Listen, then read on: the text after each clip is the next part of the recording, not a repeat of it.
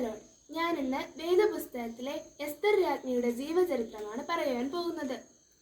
സ്ത്രീ പുരുഷ വ്യത്യാസമെന്നില്ലാതെ ഏതൊരു ക്രിസ്ത്യാനിയും പ്രകമ്പനം കൊള്ളിക്കുന്ന ഒരു സ്ത്രീ കഥാപാത്രമാണ് എസ്തർ. ദൈവിക പ്രവൃത്തി വെളിപ്പെടുവാൻ വേണ്ടി മൗനമായിരിക്കേണ്ട സമയം മൗനമായി, ശബ്ദമുയർത്തേണ്ട സമയം ശബ്ദമുയർത്തിയും തൻ്റെ ജനത്തിന്റെ വിടുതലിനായി ബുദ്ധിയോടെ പ്രവർത്തിച്ചു. അബിഹേലിന്റെ മകളായ എസ്തർ അതീവ സുന്ദരിയും രൂപവതിയും സുമുഖിയുമായിരുന്നു. അപ്പനും അമ്മയും നഷ്ടപ്പെട്ട എസ്തർ തന്റെ ബന്ധുവായ മൊർദെഖായിയുടെ സംരക്ഷണത്തിലാണ് വളർന്നത്. ഹദസ്സെ അഥവാ വിപത്ത് എന്ന പേരിൽ അറിയപ്പെട്ടവളെ നക്ഷത്രം എന്നർത്ഥമുള്ള എസ്തറിലേക്ക് മാറ്റിയ ദൈവിക പ്രവൃത്തി വേദപുസ്തകത്തിലെ 17-ാം പുസ്തകമായ എസ്തറിലുടനീളം കാണുവാൻ കഴിയുന്നു. കാണുന്ന എല്ലാവർക്കും തന്നോട് പ്രീതി തോന്നുമാറ് സുമുഖിയായിരുന്ന എസ്തർ തന്റെ പ്രവൃത്തിയിലും പ്രീതി നേടിയിരുന്നു.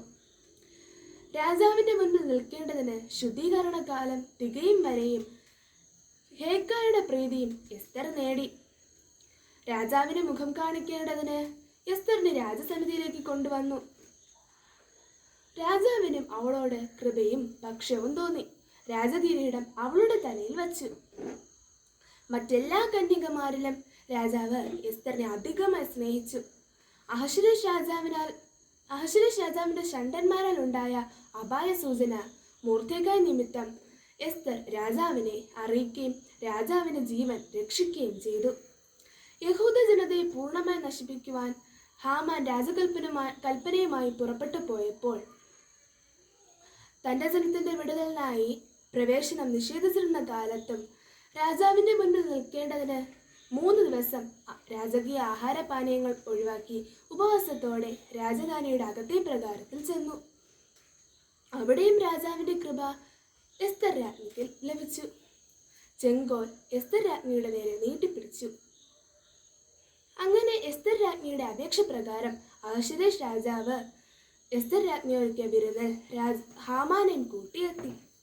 പിന്നെയും എസ്തർ രാജ്ഞിയുടെ അപേക്ഷ പ്രകാരം 2ാം പ്രാവശ്യവും രാജാവ് ഹാമാനെയും കൂട്ടിയെത്തി.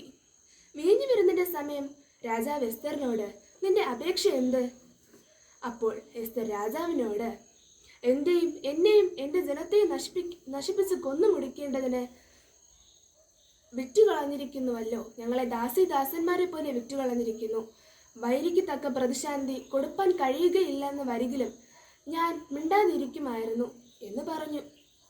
അപ്പോൾ അഹശ്വേരോശ് രാജാവ് എസ്തറിന്റെ വാക്കുകൾ കേട്ട് ക്രോധത്തോടെ, ഇങ്ങനെ ചെയ്യുവാൻ തുനിഞ്ഞവൻ ആർ എന്ന് ചോദിച്ചു.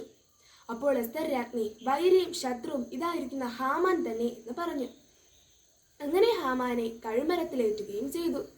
ഹാമാനെ നീക്കിക്കളഞ്ഞതോടെ മൗനമായിരിക്കാതെ രൂപപ്പെടുത്തിയ ഉപായലേഖനം ദുർബലപ്പെടുത്തും വരെ എസ്തർ രാജ്ഞി രാജാവിനോട് തന്റെ ജനത്തിന്റെ വിടുതലിനായി അപേക്ഷിച്ചു കൊണ്ടിരുന്നു. എസ്തർ രാജ്ഞി എന്ന പദവി ഉണ്ടെങ്കിലും അതിന് ദുരുപയോഗം ചെയ്യാതെ തന്റെ ജനത്തിന്റെ വിടുതലിനായി ബുദ്ധിയോടെയും ധൈര്യത്തോടെയും പ്രവർത്തിച്ചു.